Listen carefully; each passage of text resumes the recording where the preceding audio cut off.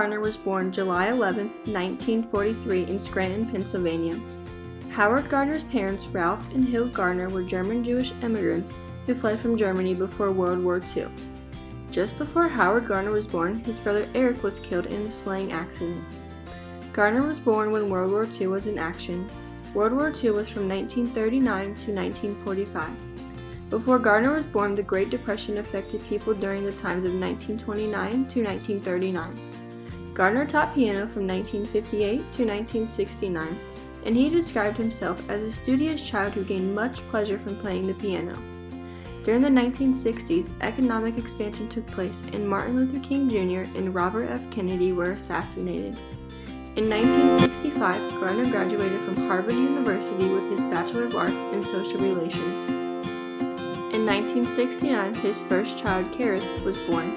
In 1971, Gardner's second child, Jay, was born, and he also received his Ph.D. from Harvard University the same year.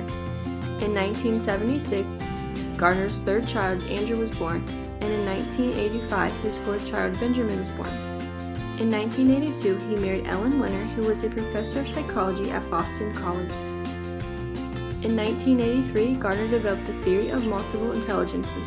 In 1986, he began teaching at Harvard Graduate School of Education. In 1994, his former wife, Judith Krieger, died. In 1995, he became the co-director of the Good Project. In 2004, Gardner had the privilege of having a school named after him in Alexandria, Virginia.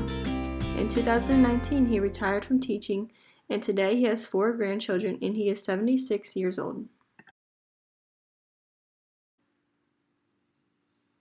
I began to work simultaneously with children, normal kids, gifted kids, kids with learning problems, and with brain damaged adults, people who were once fine, but who had a stroke or a tumor or a missile accident.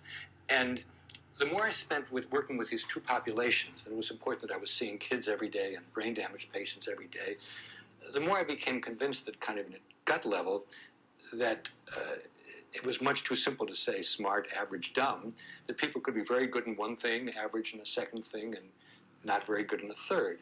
That's an intuition which I'm sure has been had by millions of people over the years.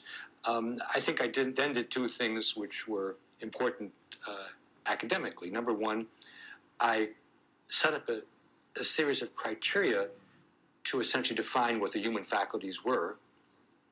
And then I decided, and I don't never remembered how it happened, but it was important to call these intelligences. Mm-hmm. If I'd written a book called 7 or 8 or 9 Talents, mm-hmm. and said people can have different kinds of talents, everybody mm-hmm. would say, what else is new? Because we know they're musicians, they're athletes, they're chess players, and so on. Right. But it was the notion of saying there are 8 or 9 faculties.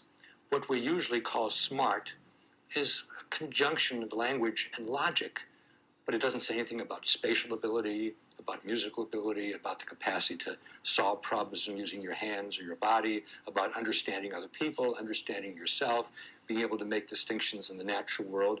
Those are different faculties.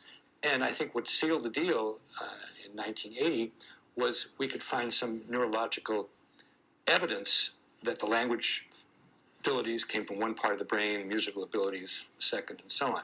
So in the early 80s, I promulgated the theory of multiple intelligences, often called MI theory.